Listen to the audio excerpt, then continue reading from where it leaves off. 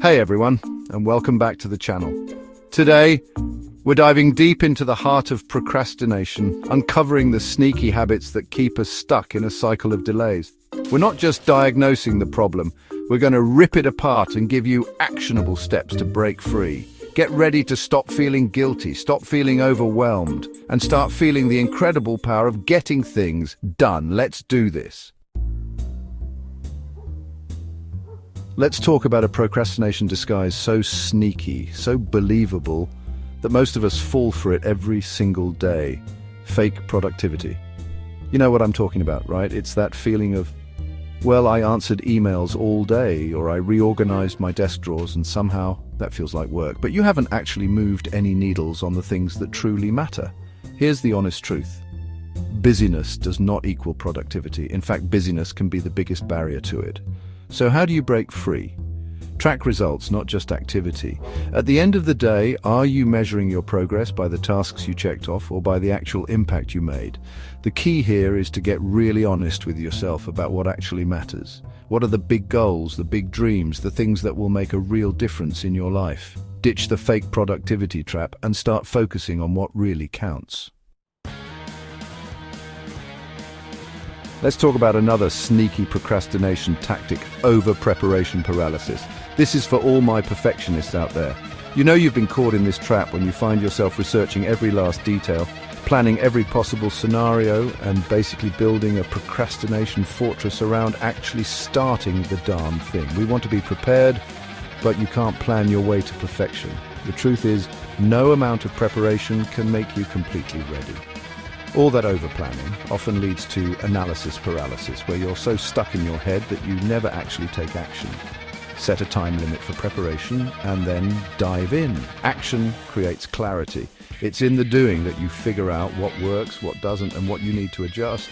So stop over-preparing and start doing. Your future self will thank you.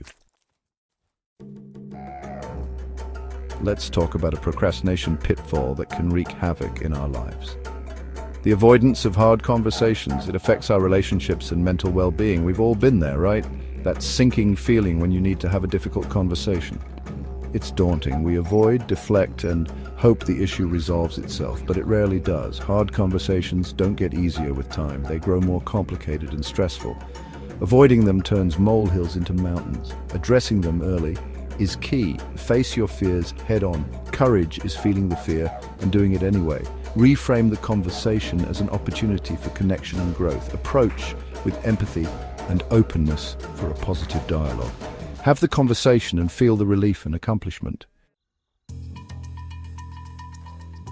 Let's talk about one of the most common procrastination culprits, fear-based delays. This is the voice in your head that says, what if I fail? What if I'm not good enough? What if I make a fool of myself? Sound familiar? Fear is a powerful emotion. It's designed to keep us safe from danger, but here's the thing. Most of the things we fear aren't actually life-threatening, they're just uncomfortable. So how do we break free? We acknowledge the fear, but we don't let it control us. Courage is not the absence of fear, it's acting in spite of it.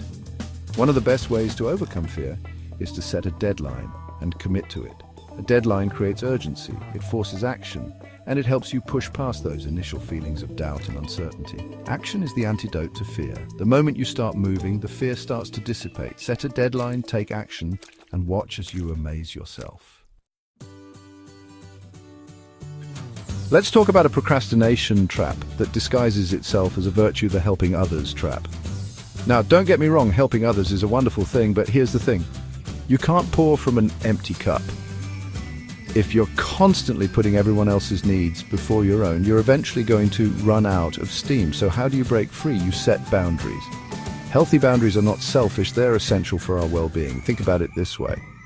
On an airplane, they tell you to put on your own oxygen mask first before assisting others. Setting boundaries can feel uncomfortable at first, especially if you're used to people-pleasing. Start by saying no to small requests, things that don't truly light you up or move you closer to your goals.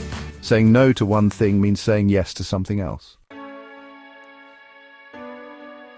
Let's talk about a procrastination habit that's as common as it is counterproductive, the task hopping tango. You start your day with the best of intentions, you've got your to-do list, you're ready to tackle the day, and then you get sidetracked. You answer a few emails, you scroll through social media, you reorganize your desk drawer for the third time this week. Suddenly, it's the end of the day and you've accomplished a whole lot of nothing. Here's the thing about task hopping. It's a productivity killer, so how do you break free? Pick one task, preferably the one you're avoiding the most, and focus on it until it's done. No distractions, no multitasking, just pure focused action. Set a timer for 25 minutes and work on that one task without interruption. Then take a 5-minute break and repeat. Ditch the task hopping tango and embrace the power of focused action.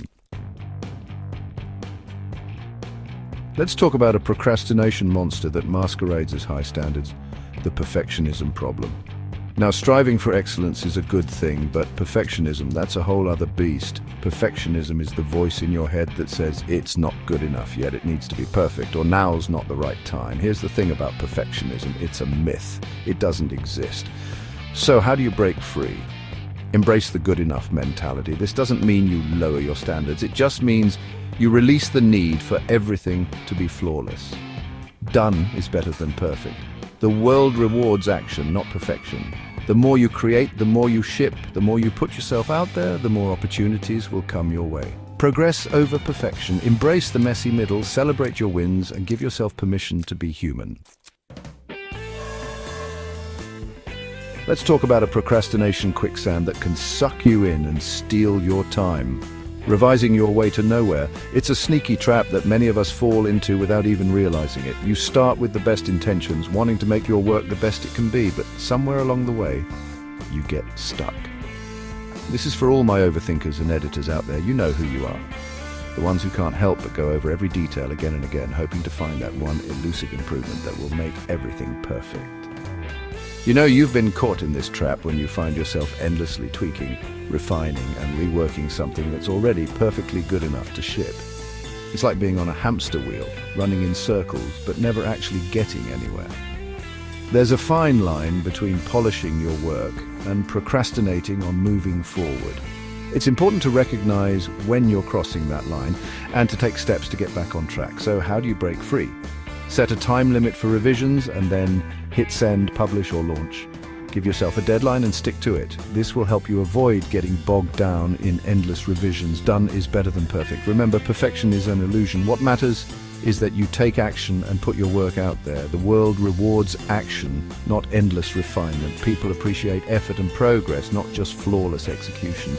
Every minute you spend revising something that's already good enough is a minute you're not creating something new, learning something new, or experiencing something new.